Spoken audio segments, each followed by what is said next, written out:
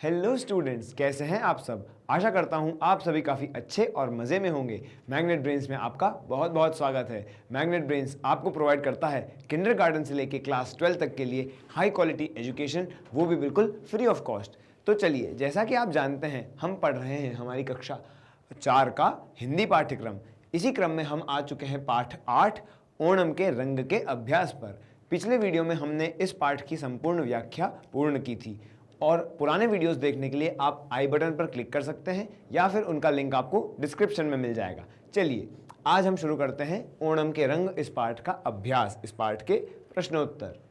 बातचीत के लिए पहला प्रश्न, ओणम का त्योहार कब मनाया जाता है?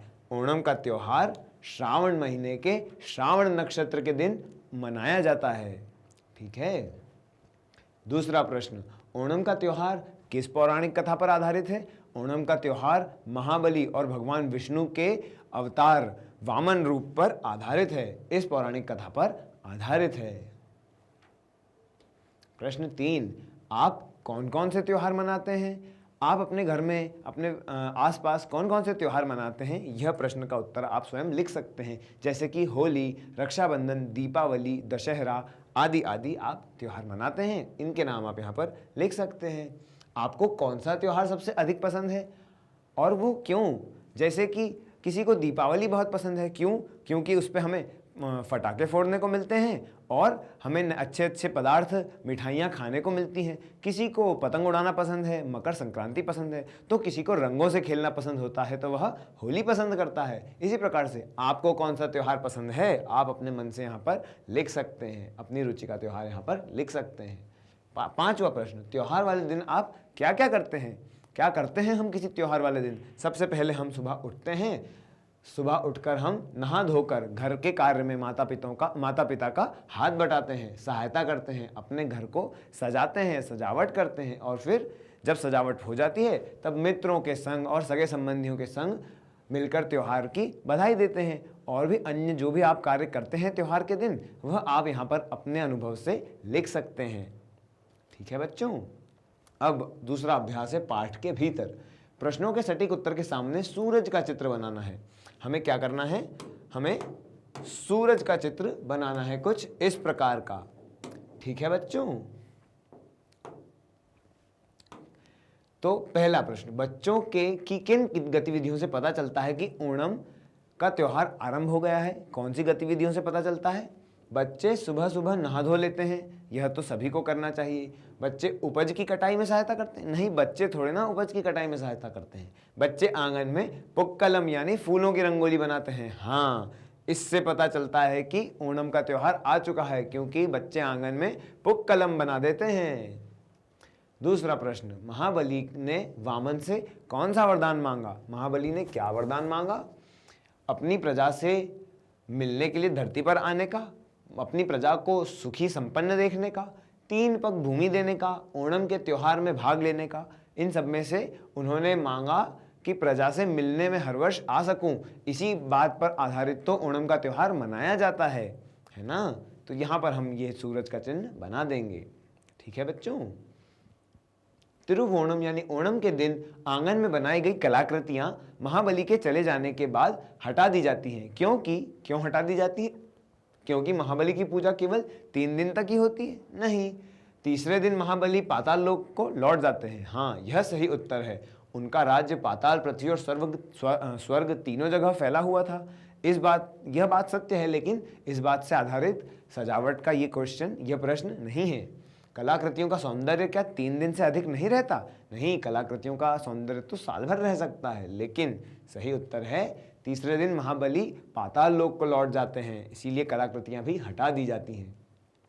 अब यहाँ पर स्तंभ क को हमें स्तंभ ख से जोड़ना है। यहाँ पर कुछ चीज़ें दी हुई हैं, कुछ शब्द दिए हुए हैं, उनका अर्थ, उनके बारे में व्याख्या यहाँ पर हमें जोड़नी है।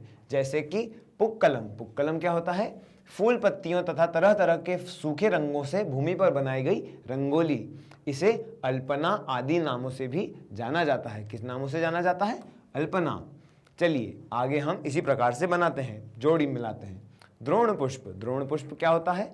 इसे गोफा, गुमा जैसे नामों से भी जाना जाता है। यह औषधीय पुष्प वर्षा ऋतु में फलता फूलता है, औषधीय पुष्प है और वर्षा ऋतु में लगता है। इसके पौधे की गांठों के ऊपर सफेद फूलों के गुच्छे होते हैं। किस प्रकार के फूलों के गुच्छे होते हैं? सफेद फूलों के गुच्छे होते हैं। ठीक है। अब अगला, तलपंतुकली। तलपंतुकली क्या होता है बच्चों? तलपंतुकली का अर्थ होता है यह एक खेल होता है। इसमें नारियल की पत्तियों से बनाकर एक गेंद बनाई जाती है, जिसे स्थानीय भाषा में पंथु कहा जाता है। क्या कहा जाता है? पंथु। एक दल के खिलाड़ियों द्वारा अपने सिर के ऊपर से फेंके जाती है और दूसरे दल के खिलाड़ी उसको लपक कर पकड़ते हैं। इस प्रकार का यह खेल है तलपंतुकली। अगला है तिलिंतटक्कुली। तिलिंतटक्कुली क्या होता है? यह भी एक खेल है। इस खेल में भूमि पर आयताकार यानी कि जिसे इंग्लिश में रेक्टेंगल कहते हैं, इस प्रकार से आयताकार एक बना करके आकृति बनाई जाती है, जिसे लंबाई में पंक्तियां खींचकर 5 भागों में विभाजित कर दिया जाता है और सभी इस खिलाड़ी को कीली की भूमिका दी जाती है। खिलाड़ियों में से एक किसी को कीली की भूमिका दी जाती है। इस प्रकार से 5 भागों में बांट दिया जाता है भूमि पर बना करके। इस प्रकार का यह खेल है। ठीक है। अब अगला आया कैकोटिकली। कैकोटिकली क्या होता है? यह एक नृत्य होता है, एक प्रकार का नृत्य। यह तिरुवतिराकली नृत्य रूप का दूसरा नाम है। कौन से नृत्य का? तिरुवतिराकली। इस प्रकार के नृत्य का दूसरा नाम है। इस नृत्य में हाथों द्वारा ताली बजाकर ताल देने की विशेष महत्व है। यह नृत्य मुख्यतः महिलाओं द्वारा किया जाता है ना बच्चों? है ना? कितनी अद्भुत जानकारी। अंतिम शब्द है त्रिविक्रम। त्रिविक्रम का अर्थ होता है तीनों लोकों को जीतने वाला, यानी कि भगवान विष्णु। त्रिविक्रम का अर्थ हो गया यह। तो चलिए, हमने अब कुछ नए शब्दों का अर्थ जाना और उनका मिलान किया। अब बढ़ते हैं आगे। निम्नलिखित प्रश्नों के उत्तर अपनी लेखन पुस्तिका में लिखिए। ओणम के भोज में कौन कौन से भोज्य पदार्थ बनाए जाते हैं? किसी एक भोज्य पदार्थ के बारे में विस्तार से लिखिए। कौन कौन से भोज्य पदार्थ के बारे में हमने पढ़ा हमारे पाठ में? चलिए, ओणम के भोज में चावल, सब्जियां, खीर, पापड़ और कई प्रकार के स्वादिष्ट भोज्य पदार्थ बनाए जाते हैं। हम व्याख्या करते हैं यहाँ पर खीर की। खीर चावल या फिर सेवई दोनों से बनाई जा सकती है। चावल की खीर बनाने के लिए सबसे पहले तो हमें दूध, चीनी, चावल और कुछ सूखे मेवे जैसे कि काजू, बादाम, किशमिश, केसर आदि चाहिए। इन सब की आवश्यकता पड़ेगी। इससे बनाने के लिए हमें सबसे पहले चावल को अच्छी तरह धो करके रख देना है। क्या करना है? चावल को धो करके रख देना है। फिर उसके बाद दूध को गर्म करने के लिए गैस पर रख देंगे और जब दूध उबल जाएगा तो उसमें हम चावल व चीनी डालकर पका लेंगे जब तक चावल अच्छे से ना पक जाएं। और जब खीर पक जाएगी तो पकने के बाद उसमें सूखे मेवे, काजू, बादाम आदि डाल लेंगे और खीर खाने के लिए तैयार हो जाएगी। ठीक है बच्चों, यह हो गया उत्तर। अब अगला प्रश्न, आपके राज्य में कौन से त्योहार विशेष रूप से मनाए जाते हैं? उन त्योहारों पर कौन कौन सी बातें ओणम से मिलती जुलती हैं? यह आप अपने स्वयं के अनुभव से लिख सकते हैं कि आपके राज्य में, आप जिस राज्य में रहते हैं, वहाँ कौन सा त्योहार मुख्य रूप से मनाया जाता है और वह ओणम से किस प्रकार मिलता जुलता है। जैसे कि क्या आप भी कोई आकृति घर के बाहर बनाते हैं या फिर क्या आप भी किसी न किसी प्रकार के सामूहिक कार्यक्रम में भाग लेते हैं, जैसे कि नृत्य आदि, खेल कूद आदि में। ऐसा आप अपने अनुभव से यहाँ पर लिख सकते हैं। ओणम के में गाए जाने वाले लोकगीत में महाबली के शासन की किन विशेषताओं का वर्णन किया गया है? हमने जो एक लोकगीत पढ़ा था हमारे पाठ में, उसमें महाबली के शासन की क्या विशेषताएं बताई गई हैं? ओणम में गाए जाने वाले लोकगीतों के माध्यम से यह पता चलता है कि महाबली के शासन में लोग बहुत प्रसन्न थे। उस समय कोई अमीर गरीब नहीं था, बल्कि सभी जन एक समान थे और उस समय न तो कोई झूठ बोलता था, ना कोई धोखा देता था और ना ही छल करता था। सभी लोग बहुत ईमानदारी से रहते थे। यह पता चलता है हमें महाबली के शासन के बारे में। पाठ में आए किस उल्लेख के आधार पर कहा जा सकता है कि महाबली अपनी प्रजा से बहुत प्रेम करते थे, बहुत लगाव रखते थे? पाठ में एक प्रसंग है कि जब महाविष्णु महाबली को से प्रसन्न होकर उन्हें वरदान स्वरूप में पाताल लोक का राज्य देते हैं, तो महाबली उनसे वरदान में एक चीज मांगते हैं। वह क्या है? वह कहते हैं कि जाने से पहले वर्ष में एक बार मैं अपनी प्रजा से मिलने आना चाहता हूँ। इसी बात की वह अनुमति मांगते हैं और इससे यह कहा जा सकता है कि महाबली अपनी प्रजा से अत्यधिक प्रेम करते थे, क्योंकि वह प्रजा से मिलने वापस आना चाहते थे वर्ष में एक बार। पाठ में आई किन बातों से पता चलता है कि प्रकृति ओणम के स्वागत की तैयारी कर रही है? हमने कितनी सारी चीजें पढ़ी थी जिससे लगता था कि ओणम की तैयारी तो स्वयं प्रकृति कर रही है। आइए उन्हें जानते हैं। पूर्व दिशा में सह्य पर्वत के पीछे से जब सूरज निकलता है तो क्या होता है? पश्चिमी तट पर दूसरी तरफ समुद्र की लहरें चमकने लगती हैं। समुद्र के तट की जो रेत के कण हैं वह दमकने लगते हैं। हल्की हल्की बयार के झोंकों से जो नारियल के पेड़ हैं उनकी पत्ते लहलहाने लगते हैं और नदी का निर्मल व स्वच्छ जल वातावरण को सुंदर बनाता है। तरह तरह के पक्षी आसमान में अटखेलियां करते हैं, है ना? और रंग बिरंगी तितलियां खिले हुए फूलों पर मंडराती हुई दिखाई देती हैं। ऐसा लगता है मानो प्रकृति केरल वासियों के महोत्सव ओणम की तैयारी करके पूरी तरह से तैयार हो चुकी है ना? चलिए, मधुर स्मृतियां। अपने घर के बड़े बड़े सदस्यों से बातचीत करके पता लगाइए कि वे अपने जीवन के बीते हुए किन किन अवसरों को याद करके प्रसन्न होते हैं और आप उन बातों को अपनी लेखन पुस्तिका में लिखिए। आप अपनी दादा दादी, माता पिता, चाचा चाची, नाना नानी आदि बड़े लोगों से बात करके इस बात का पता लगा सकते हैं कि उनके जीवन में वह कौन सी बातों को सोच करके, उनकी याद करके वह प्रसन्न हुआ करते हैं, और उसे आप लिख लीजिए। ठीक है?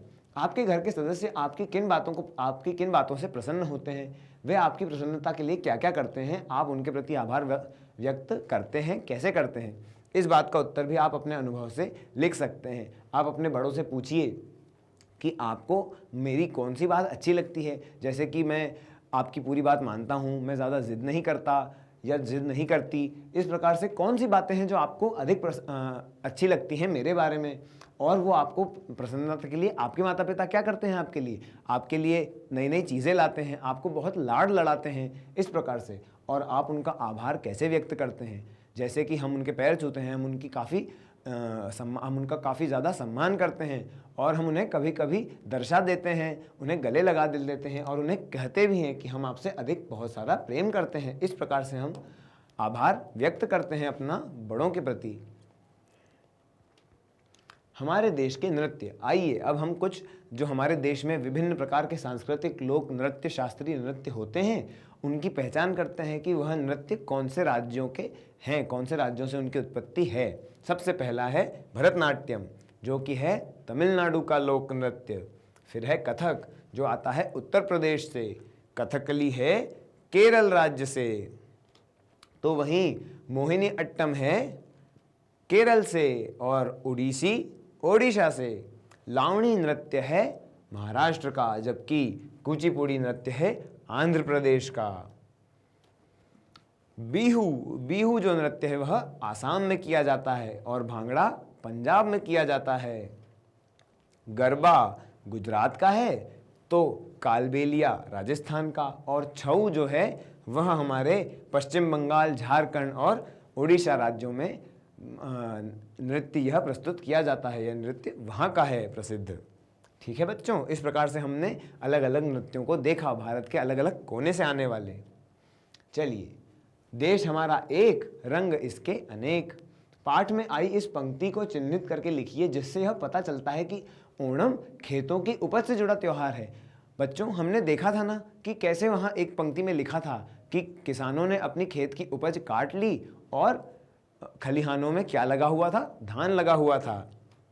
किसान उपज काट चुके हैं और खलिहानों में धान भरे हैं। इससे पता चलता है कि जो ओणम त्योहार है वह खेतों की उपज से जुड़ा त्योहार है। कक्षा में 5-5 विद्यार्थियों का समूह बनाकर आपस में चर्चा कीजिए और पता लगाइए कि हमारे देश में खेतों की उपज से जुड़े कौन कौन से त्योहार हैं। ऐसे त्योहारों की सूची भी तैयार कीजिए। कौन कौन से त्योहार हैं जो हमारे देश में खेतों की उपज से जुड़े हैं? आइए उनके नाम जानते हैं। सबसे पहला है लोहड़ी, जो कि पंजाब में मनाया जाता है। पोंगल तमिलनाडु में मनाया जाता है। बिहू असम में। छठ उत्तर प्रदेश और बिहार में। और फूलदेई उत्तराखंड में।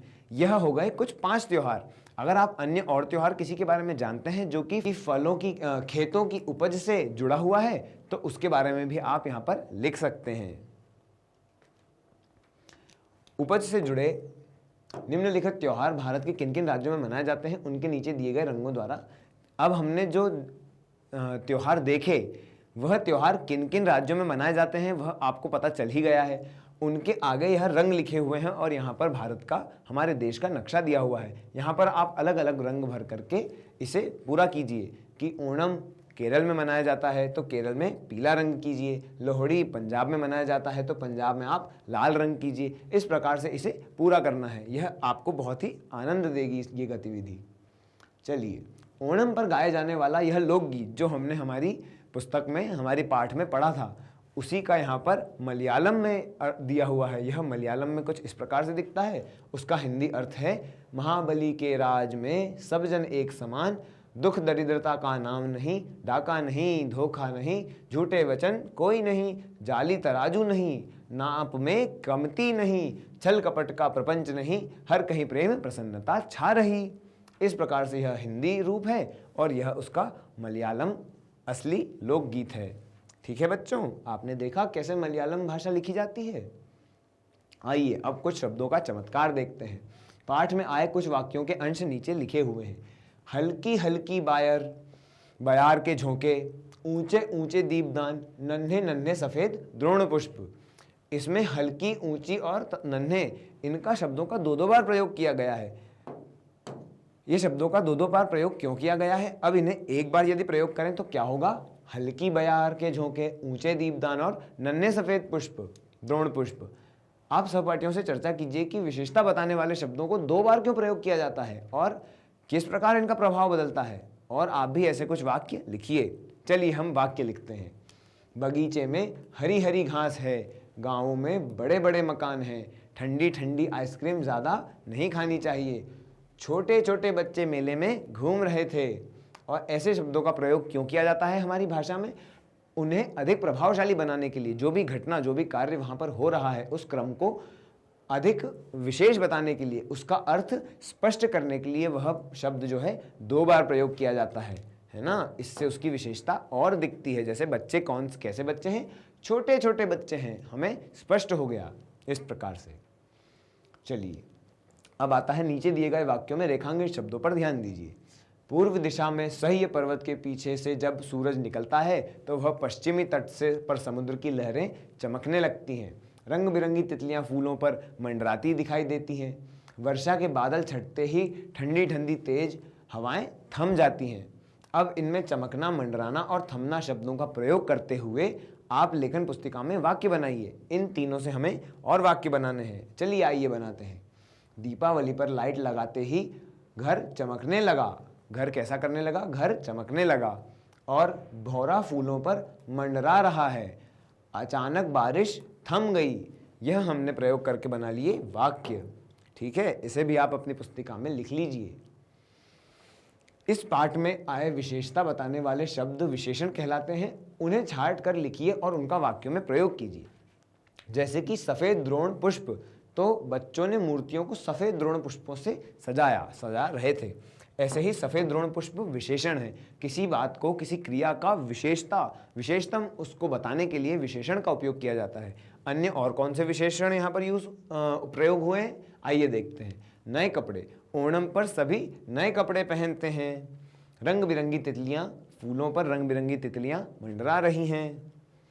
विशेष प्रीति भोज, ओणम के अवसर पर विशेष प्रीति भोज आयोजित किया जाता है। तो यह हो गए कुछ विशेषण। नए कपड़े, रंग बिरंगी तितलियां और विशेष प्रीति भोज, यह हो गए विशेषण, किसी क्रिया को विशेष रूप से दर्शाते हैं। चलिए, केरल की मुख्य भाषा मलयालम है। अब मलयालम शब्द को यदि हम पीछे से पढ़ेंगे तो भी वह मलयालम, आगे से भी मलयालम और पीछे से भी मलयालम, वह एक जैसा ही पढ़ा जाएगा। ऐसे और भी शब्द आप खोजिए और उन्हें यहाँ पर लिखिए। जैसे कि उदाहरण के लिए यहाँ पर सरस और जहाज, ये आगे पीछे एक समान शब्द हैं। चलिए ऐसे और शब्द लिखते हैं। जैसे कि कटक, कनक, नवजीवन, नवीन, डालडा, जलज, नयन, लाडला, नमन, बल्ब, कड़क आदि। आपको यदि और भी कोई शब्द याद आता हो तो आप यहाँ पर लिख सकते हैं। पर यह सारे शब्द कैसे हैं? उल्टे सीधे एक जैसे पढ़े जाएंगे। ठीक है बच्चों, आगे बढ़ें। चलिए, त्योहार और सामूहिकता। अब इस पाठ को पुनः पढ़िए और उन पंक्तियों को चिन्हित कीजिए जिनसे यह भाव निकलता है कि त्योहार मिलजुल कर मनाए जाते हैं।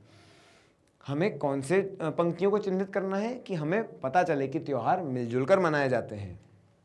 पाठ में आए अंश जैसे बच्चों द्वारा फूल इकट्ठा करना, नौका दौड़, सामूहिक भोज और खेल, लोक नृत्य आदि, इन सबको एक साथ करना है, यह दर्शाता है कि त्योहार मिलजुल कर मनाए जाते हैं, है ना बच्चों। चलिए, आपके विद्यालय में वन महोत्सव होना है, आयोजित किया जाना है। इस आयोजन का संपूर्ण भार, संपूर्ण उत्तरदायित्व आपकी कक्षा को दिया जाता है। अब आप सहपाठियों के साथ मिलकर बताइए कि वन महोत्सव के लिए आप क्या क्या तैयारियां करेंगे, आयोजन हेतु आप क्या क्या किया जाना चाहिए। आइए हम इसे जानते हैं। तो वन महोत्सव में आयोजन करने हेतु अतिथि को आमंत्रण देना सबसे पहला काम है कि हम किसी अतिथि को बुलाएं। विद्यालय में सभी विद्यार्थियों को सूचित करना, सभी विद्यार्थियों को पता होना चाहिए कि वन महोत्सव का आयोजन किया जा रहा है। जिस स्थान पर वन महोत्सव होगा उसकी निगरानी करनी है और पेड़ पौधे इकट्ठे करना है, अन्य पौधे इकट्ठे करके वन महोत्सव की तैयारियां करनी है। इस प्रकार और भी जानकारी यदि जो आपको लगती है आप उसे इकट्ठा करके स्वयं भी लिख सकते हैं। ठीक है, वन महोत्सव में अभिभावकों को आमंत्रित करने के लिए आमंत्रण पत्र तैयार कीजिए। अभिभावक यानी कि जैसे बच्चों के माता पिता हो गए, अन्य लोग हो गए, और भी जो लोग आना चाहते हैं उनके लिए एक आमंत्रण पत्र तैयार कीजिए। चलिए, उदाहरण के लिए यहाँ पर दिल्ली के एक स्कूल का निमंत्रण पत्र दिया गया है। आप अपने स्कूल का, अपने शहर का नाम यहाँ पर लिखेंगे। Happy school Daryaganj Delhi. प्रिय अभिभावक, सप्रेम नमस्कार। आपको यह सूचित किया जाता है कि हमारे विद्यालय में प्रतिवर्ष की भांति इस वर्ष भी पर्यावरण दिवस के अवसर पर वन महोत्सव मनाने की योजना बनाई है। आयोजन में विद्यार्थियों के साथ साथ अभिभावकों की उपस्थिति भी आवश्यक है ताकि हम सब मिलजुल कर पर्यावरण संरक्षण में महत्वपूर्ण भूमिका निभा सकें। इस अवसर पर विद्यार्थियों द्वारा वृक्षारोपण, नुक्कड़ नाटक, लोकगीत, कविता गायन आदि कार्यक्रम प्रस्तुत किए जाएंगे। अतः आपसे अनुरोध है कि 5 जून को सुबह 11 बजे विद्यालय में अवश्य आएं। ठीक है, धन्यवाद। भवदीया या भवदीय, यदि आप लड़के हैं तो आप लिखेंगे भवदीय, और यदि आप लड़की हैं, छात्रा हैं, तो आप लिखेंगे भवदीया। यहाँ पर पाखी जोशी, आप यहाँ पर अपना नाम लिखेंगे। ठीक है, इस प्रकार से यह आपको एक पत्र तैयार करना है। दिए गए स्थान पर पुक्कलम रंगोली बनाइए। यह तो केवल आपकी अनुभव पर है, आपकी रोचकता पर है। आप कितनी सुंदर यहाँ पर पुक्कलम, कितनी सुंदर रंगोली बना सकते हैं, बनाइए। ठीक है बच्चों, आगे बढ़ते हैं। आप अपने विद्यालय में आयोजित उत्सवों को किस प्रकार योगदान देते हैं? आप क्या करते हैं अपने विद्यालय में जो उत्सव मनाए जाते हैं उसमें? इसका उत्तर आप स्वयं अपने अनुभव से लिखेंगे कि हमारे स्कूल में, हमारे विद्यालय में ये प्रकार के त्यौहार मनाए जाते हैं और हम उस पर क्या क्या करते हैं। ठीक है बच्चों, अब आते हैं, यह भी जानिए, नीचे दिए गए बिंदुओं के आधार पर केरल के बारे में अध्यापकों और पुस्तकालय की सहायता से कुछ जानकारी जुटाइए।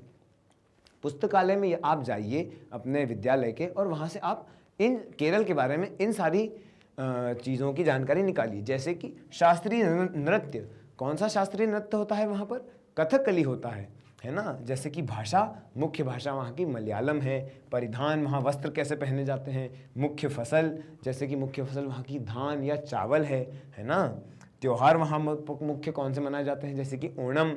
सीमांत प्रदेश, यानी कि किन किन प्रदेशों से वह सीमा अपनी जोड़ता है, जैसे कि यहाँ तमिलनाडु है और यह कर्नाटका है। कर्नाटक और तमिलनाडु से केरल की सीमाएं जुड़ती हैं। ऐसी सारी जानकारी आप जुटा करके अपनी पुस्तिका में लिखिए।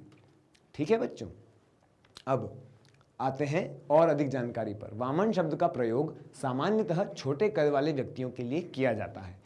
महाबली ने संभवतः विष्णु भगवान को के वामन रूप को देखते हुए ही 3 पग भूमि देने का निर्णय किया होगा। मैंने आपको बताया था ना कि वह बहुत छोटे रूप में थे, तो महाबली ने क्या सोचा कि 3 पग में कितनी भूमि आएगी। हम भी किसी के शारीरिक रंग रूप को देखकर उसकी क्षमता के बारे में विशेष धारणा बना लेते हैं, जो हमेशा सही नहीं होती। हमें किसी का केवल रंग रूप आदि शारीरिक विशेषताओं को देखते हुए ही उसके बारे में धारणा नहीं बनानी चाहिए। कुछ ऐसे व्यक्तियों के बारे में पता कीजिए और उनकी सूची बनाइए जिन्होंने अपने शारीरिक अक्षमताओं को पीछे छोड़ते हुए एक बड़ी उपलब्धि प्राप्त की हो। जैसे कि हमारा भारत ओलंपिक में कितने सारे मेडल लाता है, पैरा ओलंपिक्स में, जहाँ पर हमारे जो एथलीट्स होते हैं, हमारे जो खिलाड़ी होते हैं, वह शारीरिक रूप से पूर्णतः स्वस्थ नहीं होते, फिर भी वह हमारे देश का नाम ऊंचा करते हैं। ऐसे ही आप लोगों का नाम पता कीजिए, उनके बारे में जानकारी जुटाइए और उनकी एक सूची बनाइए। ठीक है बच्चों? तो बच्चों, इसी के साथ हमने पूर्ण किया हमारा पाठ 8 ओणम के रंग। मिलते हैं अगले वीडियो में पाठ 9 में। पुराने वीडियोस, अन्य वीडियोस को देखने के लिए आप विजिट कर सकते हैं मैग्नेट ब्रेन्स का यूट्यूब चैनल, मोबाइल एप्लीकेशन या फिर वेबसाइट। मैग्नेट ब्रेन्स आपको प्रोवाइड करता है हाई क्वालिटी एजुकेशन, वो भी बिल्कुल फ्री ऑफ कॉस्ट। इन सारी गिवन बोर्ड्स के लिए ई नोट्स और ई बुक्स का लिंक आपको डिस्क्रिप्शन में मिल जाएगा। इस वीडियो को ज़्यादा से ज़्यादा लाइक करें, अधिक से अधिक शेयर करें, चैनल को सब्सक्राइब करना ना भूलें। मिलते हैं अगले वीडियो में। बहुत बहुत धन्यवाद।